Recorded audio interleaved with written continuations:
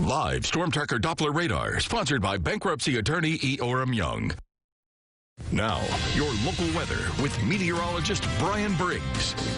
Well, good Sunday evening to you. Hopefully you were able to have a wonderful day today. Another day of sunshine, some clouds here and there as we did have a weak cold front move through our area.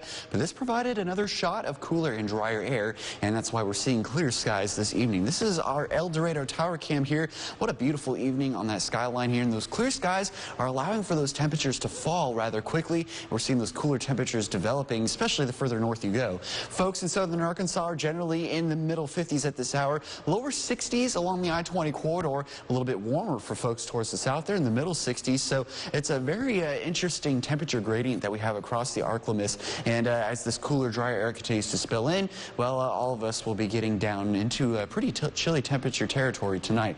In addition to those clear skies, we're not seeing anything on our live storm tracker Doppler radar here.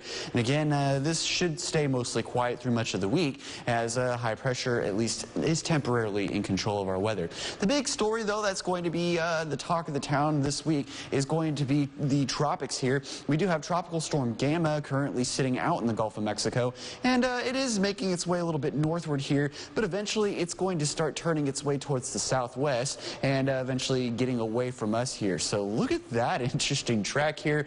Okay, Gamma, I'm not sure what you're doing here, to be quite honest, but 2020, it's not shocking here. So it kind of just goes all over the place.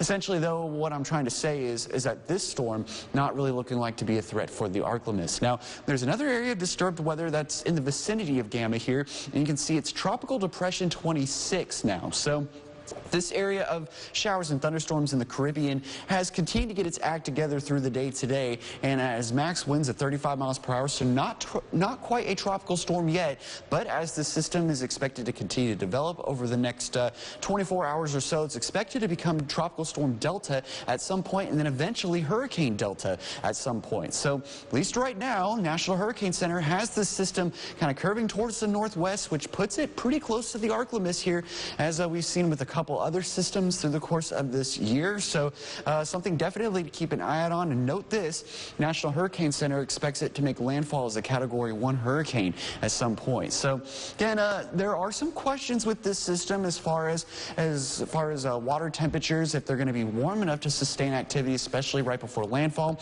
and maybe some wind shear in the upper levels of the atmosphere. Those details will continue to be ironed out as we get closer towards the end of the week. So make sure to stay updated with the latest forecast. For tonight, dropping down eventually to the 50-degree mark here in the Twin Cities, and it'll be cool for everybody here no matter where you are.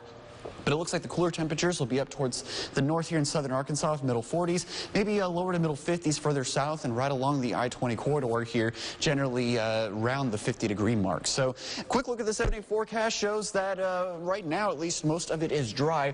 Again, that moisture from any system moving in for Friday into Saturday, and at least holding at a low potential for now. We'll continue to keep you updated as the system gets closer to us. That's going to be it for weather. Sports with CJ Macklin after the break. You're watching NBC.